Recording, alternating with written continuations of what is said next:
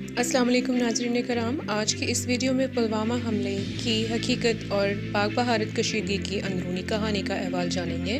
میں ہوں صبا سیال اور آپ دیکھ رہے ہیں النور نیوز۔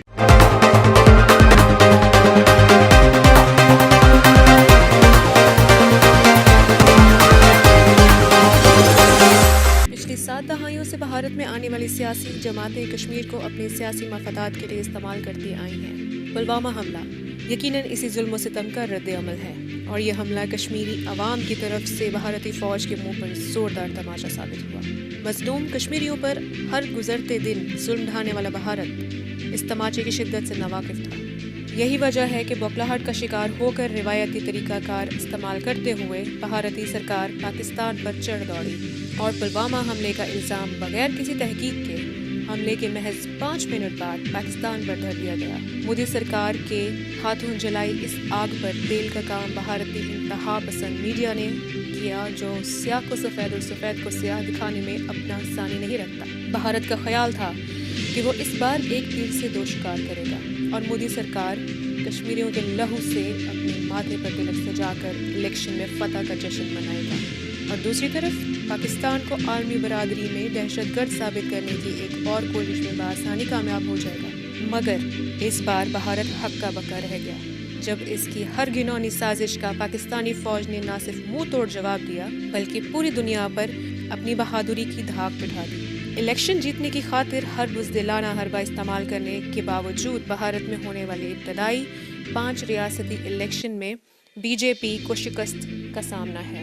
25 فروری کو بالاکوٹ میں 300 پاکستانیوں کو مارنے کا دعویٰ اس وقت مودی سرکار کے گلے پڑ چکا ہے۔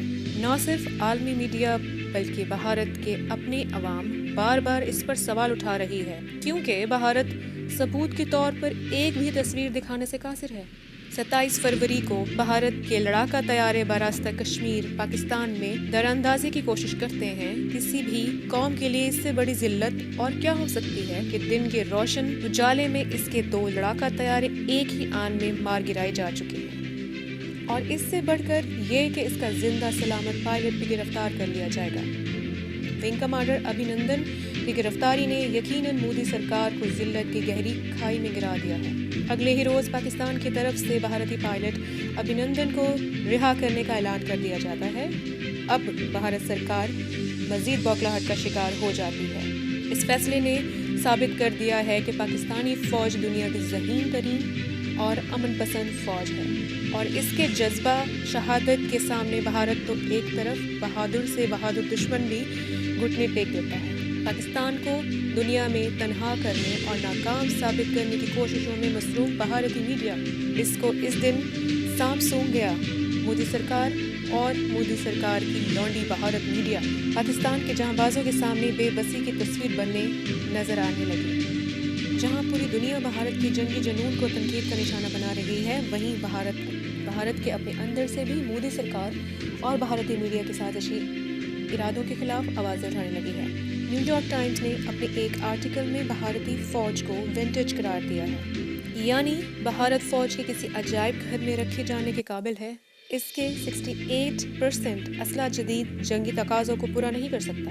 اگر پاک بھارت جنگ ہوتی ہے تو بھارت اپنی فوج کو صرف 10 دن کا اسلحہ فراہم کر سکتی ہے۔ امریکی تھنک ٹینک اٹلانٹک کونسل کے مطابق سیٹلائٹ سے لی گئی تصویر کو دیکھنے کے بعد اس بات کا کوئی ثبوت نہیں ملا کہ بھارتی طیاروں نے پاکستان کے کسی علاقے بالاکوٹ میں کسی بھی عمارت کو نشانہ بنایا ہو۔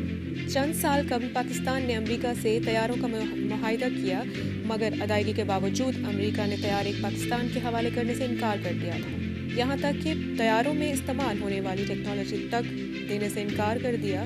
ایسے حالات میں پاکستان نے چین کے تعاون سے اپنے طیارے تیار کیے، جو JF-17 تھنڈر کے نام سے دنیا میں دھاک بٹھا رہے ہیں۔ دلچسپ بات یہ ہے کہ پاکستان نے یہی طیارے بھارتی جارحیت کے خلاف 27 فروری کو استعمال کیے۔